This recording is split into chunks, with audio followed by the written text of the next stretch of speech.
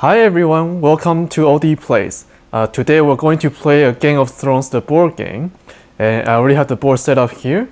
This is going to be a 4-player gameplay today. And we're going to play as the Baratheon player, the House of Baratheon. I already have all the orders for the other houses assigned on the maps already. So all that's left is for our orders to be assigned to our units on the map.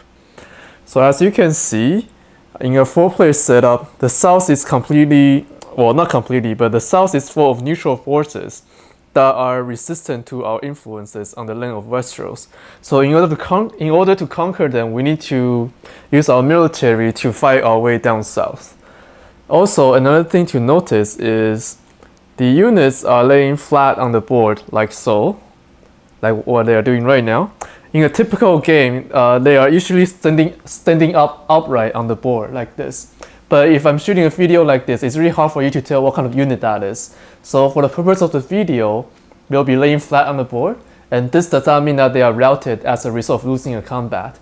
If they are routed in this video, then I'll instead make them stand up like this. If you're not familiar with the rules of this game, there should be a tutorial video included in the playlist where this video is. I will also include a link to the tutorial video in the description of this video as well. Now, looking at the map here, we don't really care about the Stark up north because they are quite a bit of away from us. And the Lannister and the Greyjoys, they'll most likely fight amongst each other because they're so close. And the Greyjoy only had 2 options. They either expand up north to where the Starks are, or they have to expand south where the Lannisters are. And either way, they will definitely be fighting in the west coast. And they're really far away from where we are in the east coast. So that's something we probably don't need to worry about. So in the meantime, what we're gonna do is place a special consolidated power in Dragonstone so that we can muster some ship units and also upgrade the footman into a siege engine. With the siege engine, we're able to take all the castles down south very quickly, and that's how we'll be able to win the game. And the ship will be allowing us to transport the siege engine relatively easily. For Kingswood, we're just going to place a consolidated power here, just in case the Clash of Kings comes up, and then we can bid in a more favorable position there. And lastly, we're gonna move our ships out of Shipbreaker's Bay so that once we have our siege engine, then it will be easier for us to move around. So what's gonna happen is, actually, no, I'll show you once we actually get to the action phase. So this is how we're gonna place our orders for now. And now let's take a look at what the other houses have decided to place their orders. Now, with all the orders revealed, the House Lannister has a choice to use the Messenger Raven token right now to either swap out one of their orders or look at the top card on the Wildlings deck. They're actually gonna decide to use the Messenger Raven to look at the top card of the Wildlings deck. And then after taking a look at it, they decide to put it back on top of the deck again. And with the Messenger Raven out of the way, we can move on to resolve our actions, resolve our orders. Typically, we'll resolve the raid order first, but nobody plays any raid orders this round. So we will move on to resolve march order. And we are the first on the Iron Throne track, so we will go first. And we only have one march order, the March +0. We're going to march one ship into Blackwater Bay, and also the other ship into Shipbreaker Bay. So that leaves us with no ship. We'll march from Shipbreaker Bay into the East Summer Sea down south. You probably cannot see, but it's down here.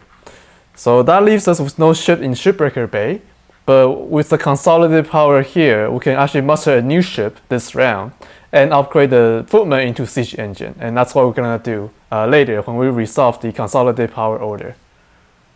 Next up, the Lannisters, they only have one march order. They have decided to march the footman into River Run.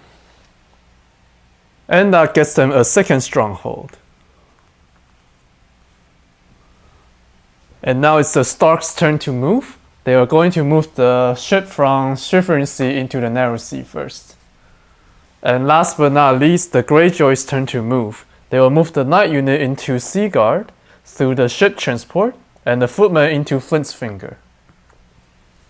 And that gave them an extra castle and stronghold, putting them in 3 in total. And now it's back to us, but we have no more march order, so we're skipped. And Lannister has no more march order, so they're skipped. And now we'll move on to Stark player up north. And the Stark player decided to resolve their final march order, the march +0. And they were gonna move the footmen through the ship into the mountains of the moon. And they're also going to leave behind a power token so that they don't lose control of the White Harbor Castle there. As for the final march order of this round, the Greyjoy will move the ship out of Iron Man's Bay into Sunset Sea. After the march orders have been resolved, we'll go ahead and resolve the consolidated power orders. Typically, you will resolve them one at a time in turn order, going around and around.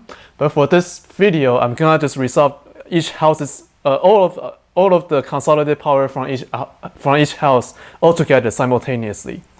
It doesn't make much of a difference in terms of gameplay, anyways. So for this one, we actually gain 2 power tokens from Kingswood, and for the Dragonstone special consolidated power, like we discussed before, we're gonna muster a ship into Shipbreaker's Bay, and we're also gonna upgrade the footman unit into a siege engine. So next turn, we can march them out and start taking over castles and strongholds down south, and that's gonna be our way to victory. And that's it for consolidated power for us. Next up are the Lannisters. They only have one consolidated power order in Lannisport, and they're going to muster a ship unit into the Golden Sound, the port in the Lannisport, and they're gonna upgrade one of the footmen into a siege engine. The Stark will muster a ship into the Shivering Sea, and also another ship in the Bay of Ice. And that's all for the special consolidated power in Winterfell. And lastly, the Greyjoy consolidated power will just get them power tokens, one from Greywater Watch and one from the port in Pike, for a total of 2 power tokens. And with that, we conclude round 1, moving on to round 2. We have to look at the Westeros decks, see what events are coming up. So here's deck 1, and we have Winter is coming. So we'll have to shuffle the deck later. And next up is the deck 2, and we have Last Day of Summer, nothing happens. And there's a Wildlings icon we need to adjust. And lastly, deck 3, Storm with Swords. Defense orders cannot be played during the planning phase. And also we have to adjust the Wildlings icon. So Winter's coming. All we do is reshuffle the entire deck and just get a new card and resolve the new card effect. Alright, so I think that's good enough. Let's see what new event we have. And just a supply. So we adjust the supply track. So to resolve the supply event from the Westeros deck 1, from the card from Westeros deck 1, we look at the number of areas on the board that we control that have the barrel icons on them. For us Baratheons, that didn't change. We still have 2, one in Dragonstone and one in Kingswood. For Lannisters, however, they gained 1 in Riverrun, so they have 3 now. And Stark also gained another one in the Mountains of the Moon, so they're up to 2 now. And Greyjoy finally also goes up to 3, because they had Seaguard as well. And now we have to make sure our army sizes and our army numbers are not above the allowed limit according to our supply. But since everybody's supply went up that turn, it's not likely that anyone has any army size that's larger than their new supply limit. So, and that is true for this case, so we're just gonna skip that step. For the deck 2, nothing happens, so literally nothing happens. And lastly, for the third deck, well, that just means we cannot place defense orders in the upcoming planning phase. And with that, we can now move on to the planning phase for round 2. Alright, so all the other houses have placed their orders in secret on the board already. It's only us now who haven't placed the orders on the board. It's actually fairly simple. Now that we have a siege engine, taking over the castles and strongholds are very, very easy now. We just have to put a support in Blackwater Bay to support the ship out in Shipbreaker Bay in case the Starks are attacking us, and also to help taking over the King's Landing as well. So with that in mind, we'll put a March -1 in Dragonstone to march the units out, and also a march +0 to get even more castles out there. As for the other two ships, because we cannot place defense order this round, so we can place all support in the Shipbreaker Bay, and also in the East Summer Sea down south here. Alright, so let's take a look at what the other houses have decided to place their orders for. So looking at the map here, the Lannister player now decides to use the Messenger Raven token to swap out their support +1 order in the Lannisport port into a consolidated power, so that they can get more power token that way. And moving on, we'll resolve the raid orders this time, but neither us nor the Lannister player have any raid orders to play, so we're skipped. Stark does have a raid order in the Bay of Ice, and they can raid either the support in Sunset Sea or the Greywater Watch support as well. They have decided the Greywater Watch is closer to Moat Cailin, so they don't want that to happen. But actually, when you look at it, the march order that Greyjoys have placed this round indicates that there's no way they're able to take Moat Cailin this turn or this round. So raiding either of the support doesn't make any sense to the Stark other than to make an enemy out of the Greyjoys. So they have decided to just simply discard the raid and not do anything with it. And lastly, the Greyjoy raid order will be discarded because there's no valid target for it to actually work. And now let's march. So we're gonna march the Siege Engine into King's Landing and the Knight into Kingswood. So with the -1, we have a combat strength of 4 -1, which is 3. But with the support +1 in the Blackwater Bay, so we have a total combat strength of 5, just enough to overcome the neutral force in the King's Landing. And we just gained our second stronghold. And now the Lannisters will resolve their march +0 first to move the footman unit into Harrenhal. They are not going to leave a power token behind. So they will stay at a total of 2 castles and strongholds altogether. For the Stark player's turn, they actually decided to discard their march +0 in the Shivering Sea and not do anything with it. The Greyjoys will decide to march the +0 first and move the ship out of the port in Pike into Ironman's Bay. It's now come back around to us again, the Baratheons. We have one more march order to resolve in Kingswood. We're going to move the footman unit into the Reach, so we get another castle, and we're going to move the knight into Storm's End. And we're also going to leave behind a power token so that we don't lose the barrow in here. Looking at Storm's End, they have a defense strength of 4. And we have a combat strength of 2 from the knight, 1 support from Shipbreaker Bay, and also another support from the East Summer Sea. So we have exactly 4 combat strengths to defeat the defense in the neutral force in the Storm's End and take over Storm's End and gain another castle in the process. And just like that, we're now up to 4 castles and strongholds. Alright, moving on to the Lannisters. They have one more march +1 to resolve. They are going to move the knight into Riverrun and the siege engine into 0 marches.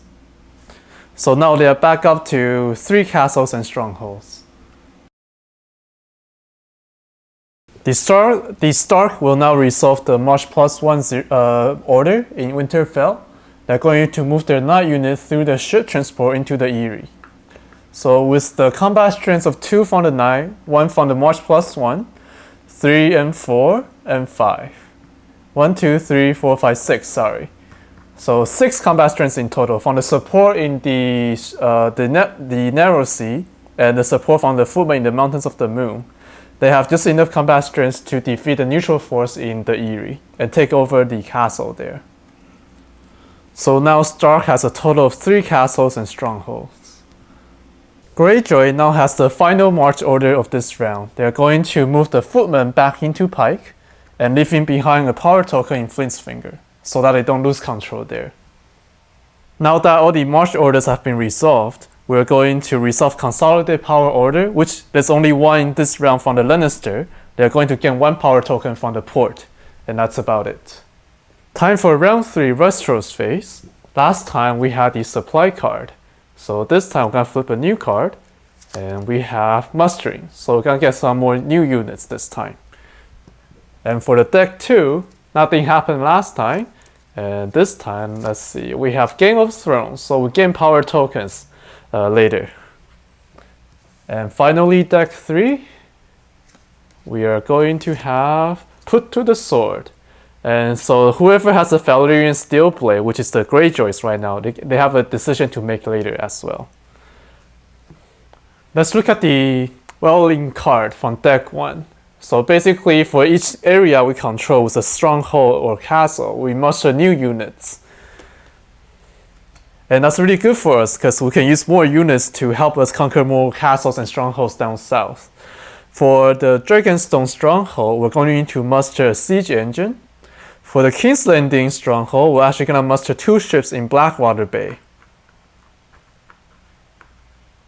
For the Reach, we're going to put another footman unit into the Reach. And for Storm's End, we're actually going to put a ship unit into the Sea of Thorn, just south of it. You probably cannot see here, it's at the very edge of the screen.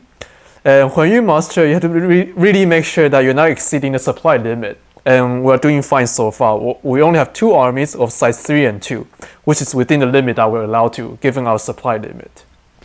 Now the Lannisters turn to muster. They are going to put 2 footmen into Lannisport, 1 footman into Harrenhal, and another 2 footmen into Riverrun.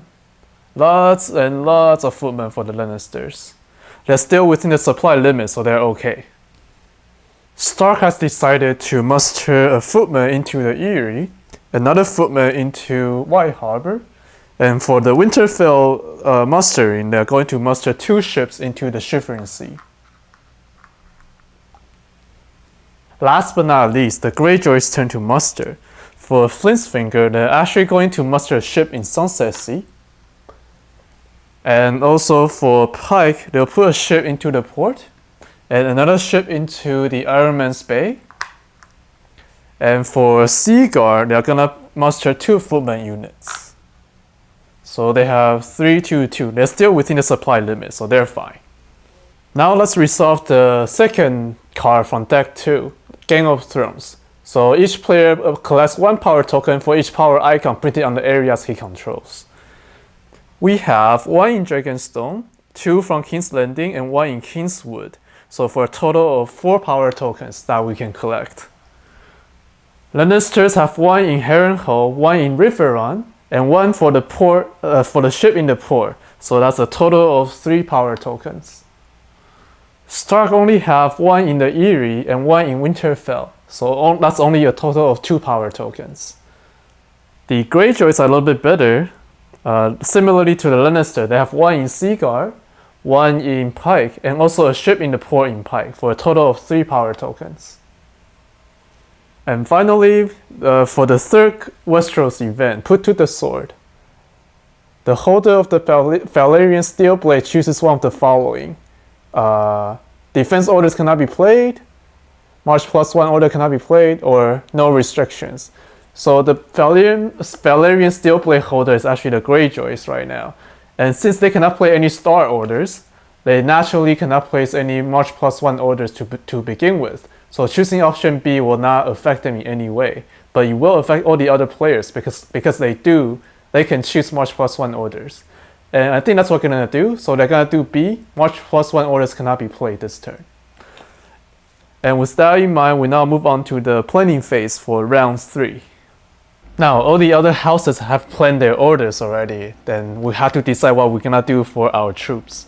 It's such a shame that we cannot play the March +1 order this round, because if we could, we can actually win the game in round 3 already. Because we're short 3 castles and strongholds, and if we have 3 march orders, then each march order allows us to take 1 more castles or strongholds, and then we pretty much just win the game right away. And actually, the Lannister and Greyjoys, they realized that us, the Baratheons, are actually on a very good position to win in round 3. So they have verbally agreed to a temporary truce that they will not attack each other for now, and they'll try to sort of hold us back so that we don't win the game right away. So that's something we have to take into consideration when we plan the orders this round. I think though for this round, we're still gonna use our 2 remaining march orders to try to take 2 more castles and strongholds down south in the Dornish areas. And then we'll try to get the 7th one as quickly as we can up in the next round. We don't have to worry about the Lannisters or especially the Greyjoys, they're too far from us to do anything about anything. And the Lannisters are a little bit closer, but they're not that close. The best they can do is come to Crackloud Point, and they are not able to reach the King's Landing this turn for sure. The Starks are pretty close to us, so we have to be a little bit careful with them. But first thing first, we're just gonna place some orders in the Sea of Dorne and the East Summer Sea. So we're gonna place a march order in Storm's End, and march order either at King's Landing or Dragonstone. I think we're going to place in Dragonstone. Because of the -1, the combat strength of the siege engine will be only 3. That's why we need to put 2 support orders here to have enough strength to defeat to come into Sunspear, which has a neutral force of 5. And that leaves our Shipbreaker Bay pretty wide open for the Stark to attack, and therefore we're gonna place a +1 defense order there. Hopefully that will be enough to fend off the attack from the Stark up north. Also for the Reach, there's a siege engine in the Reach right there, and we're gonna place our only special order, the defense +2, and we hope that this will be enough to hold off the Lannisters' attack, so that we can still hold this castle for the upcoming round. For King's Landing, there's really not much we can do, but we're just gonna consolidate some power there. And in also the Blackwater Bay, really, we cannot place any more orders that's useful, so we're gonna place a defense order here.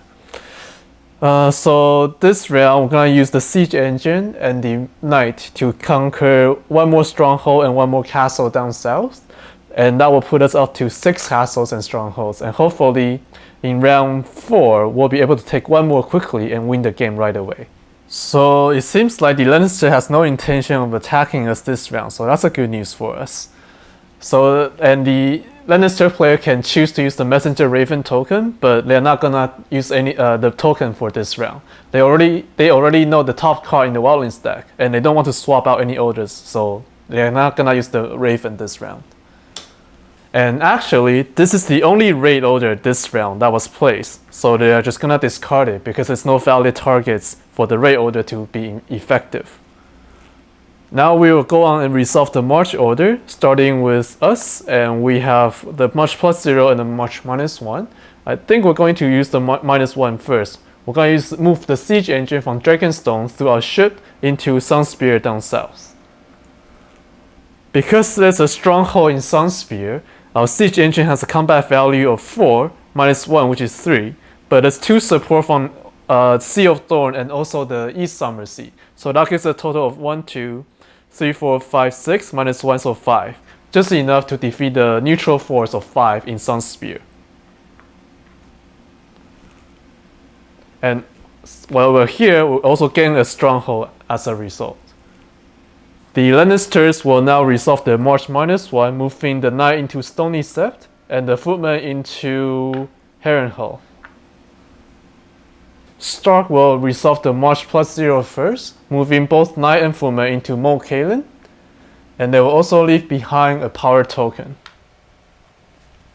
And that moves them up to 4 castle and strongholds altogether. The Greyjoy will move one of the ship from the Sunset Sea down south to the West Summer Sea. And back to us again. We only have 1 more march, which is the Storm's End. We're gonna march it to Ironwood. So it has a strength of 3 neutral force. Our knight has a strength of 2, but with the support from Sea of Thorn, that's a total of 3, just enough to defeat the neutral force in Ironwood. We're also gonna leave behind the power token in Storm's End so that we don't lose control of the castle there. And we also gain a castle, moving us up to 6 now. Back to the Lannisters, they are gonna resolve the march +0, moving 1 into Crackloud Point and 1 into Blackwater. And they too now have 4 castles and strongholds in total. Now it's Stark's turn. They will resolve the march -1, moving the footman into Carhole. And now the Greyjoy will resolve the last march order of the round, the march +0. They will move the footman unit and also with the knight down south into Starfall through their ship transport. So they have exactly combat strength of 3, enough to defeat the neutral force in Starfall. Therefore, they also gain another castle, putting them up into 4 castles and strongholds altogether as well. And now we will consolidate power. We have one here that has a total of 3 power tokens. The Lannisters will upgrade both of their footmen into knight units. Stark will get a power token from the Mountains of the Moon. And they will also muster a knight in Winterfell. And lastly, the Greyjoys. They'll have 2 power tokens from the Pike and also 1 from the Porting Pike for a total of 3 power tokens. We will now start round 4 Westeros phase. Looking at the Westeros deck 1, we had mustering last time. This time we will have supply, so we'll adjust the supply track. And last time for deck 2, we had Game of Thrones.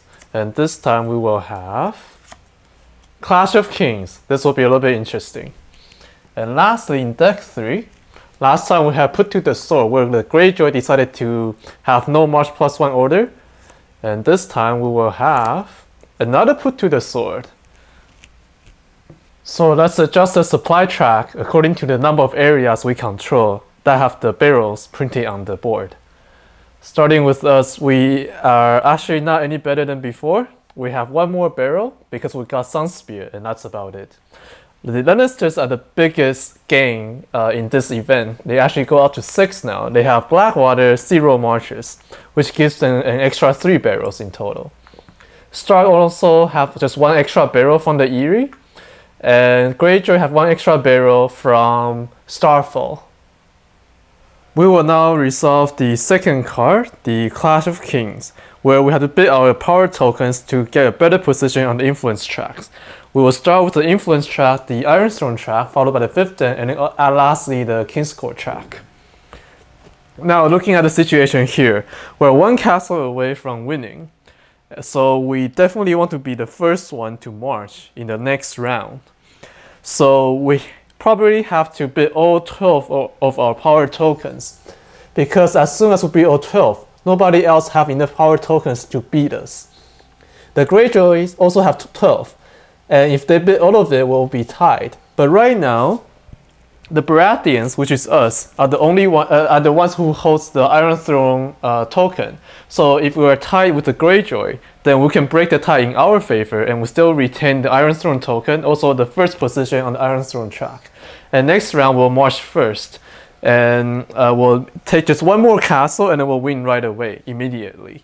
So I think that's what we're gonna do. We're gonna bid all of our 12 tokens for the Iron Throne track and leave nothing for anything else. Let's now see what the other houses have decided to bid. Both Lannisters and Stark bid nothing, and as expected, or maybe not expected, we didn't think Greyjoy would actually bid all of their tokens, but they did. So we now each have 12 tokens, but then because, like I said, the Baratheons have the Iron Throne token, so we now get to break the tie between us and the Greyjoy. And obviously, we're gonna be the first one, we're gonna place ourselves at first, and Greyjoy will be second. Stark and Lannister doesn't really matter, we'll just place them in the order that they were originally. All of these power tokens, or 24 of them, are now discarded. And now we move on ahead to bid for the 5th den track. And only the Lannister and Stark are the contenders, because the Greyjoys and us have no more power tokens left. So let's take a look at how much power tokens they're willing to bid for the 5th den track. As it turns out, the Lannister bid 6 power tokens and the Stark 5. So Lannister now move up to the top of the 5th den track, and the Stark will be the second. The Greyjoy and the Baratheon will tie for the 3rd because they both bid nothing. Since we have the Iron Throne token, we'll place the 3rd. And lastly, there will be the Greyjoy. All of these power tokens, of course, are discarded. And the Valyrian Steel Blade will now belong to the Lannister player. Last but not least, we now bid for the Kingscourt track. And I think it's pretty obvious what each of the houses will bid. And we're just gonna go ahead and see what they actually bid for the Kingscourt track. Again, Greyjoy and ourselves, the Baratheons, cannot bid anything because we have no more power tokens left.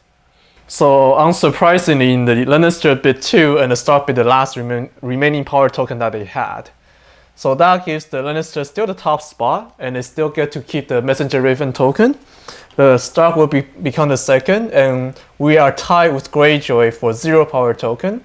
And obviously we're gonna keep ourselves in the third spot and Greyjoy last. These power tokens are all discarded as well.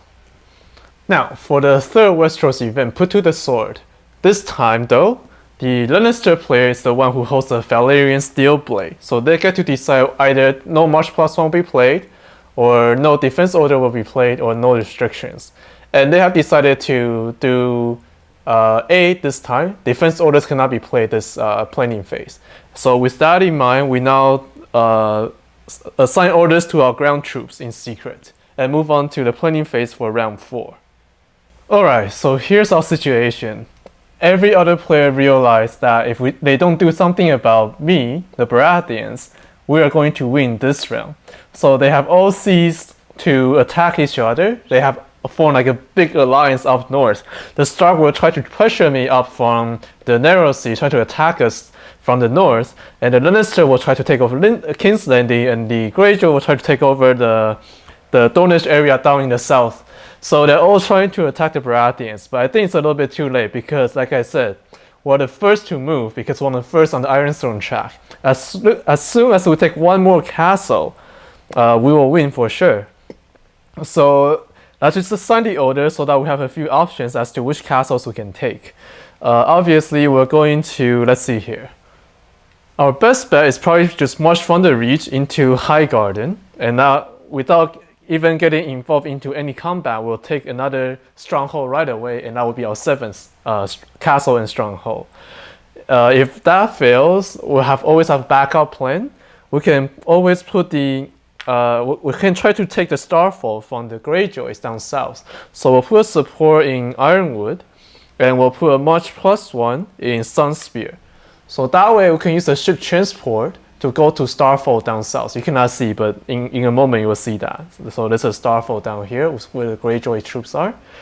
And we're also gonna put a raid order in East Summersea, just to raid any possible raid order in Starfall so that we can protect our support in Ironwood. As for King's Landing, we'll put a March -1 because it's a siege engine. We can probably take like Crocodile Point or something. That'll be fairly easy for us. And with that, we're gonna put a support as well in Blackwater Bay so that taking that will be a lot more easily. And again, we'll put a raid order in Shipbreakers Bay in case the Stark up north has a support in the Narrow Sea to support the Crocodile Point. I think that's about it. Oh, we have one more in the Sea of Thorn, the ships.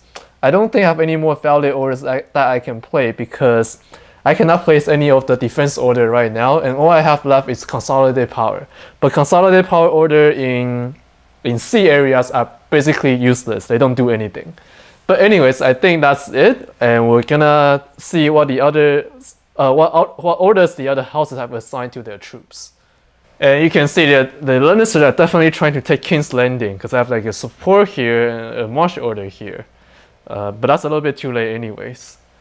And the Lannister player decides not to use the Messenger Raven token at all because they don't want to swap any orders. So we're going to resolve the raid orders, and actually both of our raid orders have no valid target around us because the Stark actually placed a march order in the Narrow Sea up north, and the Greyjoy have a March -1 in the West Summersea, so the raid orders don't work against them. And in Starfall, they actually have a March +0 order, so the raid order will not work against that either. So our raid orders are discarded right away. The Lannisters and Greyjoy will just discard all of their raid orders as well because they are just there really because they have no other orders they can place except for the raid orders. And also, actually, Stark also have a raid order in Bay of Ice, which will be discarded as well. And at last, we'll resolve our march orders, starting with us, because we're the first on the Iron Throne track. So we're gonna move one footman into Highgarden, and that's our 7th castle. And therefore, because we have 7 castles and stronghold, we win the game immediately. None of the other houses get to resolve their march orders anymore. And finally, the Baratheons, House Baratheons, has claimed their rightful place in the Iron Throne, and conquer 7 castles and strongholds, and they continue to be the rulers of the land of Westeros. Actually, in a Game of Thrones, the 4-player game is notoriously imbalanced. So the Baratheon players have probably one of the easiest time to win a 4-player game compared to any other player count. Actually, now that I think about it, other than the 6-player count, Baratheon probably has the easiest time in like 5, 4, 3, and 3-player counts. So I guess a takeaway point from this is if you're going to play this game, try to play with 6 players. And if you can play any number less than 6 players, then be prepared to experience a very imbalanced game where the Baratheons will pretty much win most of the time. And otherwise, you can try different variants for a 4-player game that you can find online. That might be a better option as well.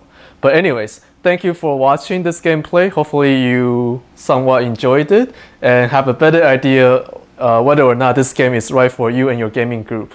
And also, like I said, try to get 6 players for this game if possible. And thank you for watching. If you liked my video, please subscribe for more, and I will see you next time. Goodbye.